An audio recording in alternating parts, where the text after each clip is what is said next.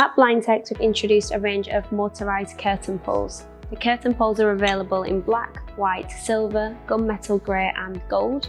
There's also 4 finial options available. These range from an end cap through to a glass globe and multiple options in between. For the pole itself, there's 2 sizes available, a 28 and a 38. I'll show you the internals of the pole.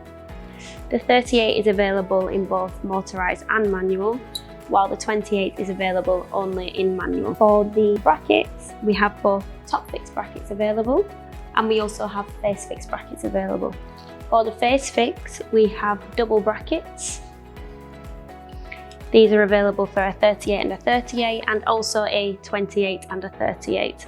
These fit on top of the pole, so you can apply as many as required. For the width, it won't affect the curtain opening.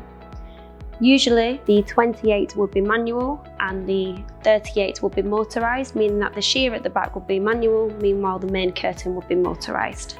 For the double bracket, both curtains can be motorised, but a 38mm system is required for both poles. When you order a curtain pole, you will have this element on the pole, which is the motorised pole pulley. That is where the curtain motor fits.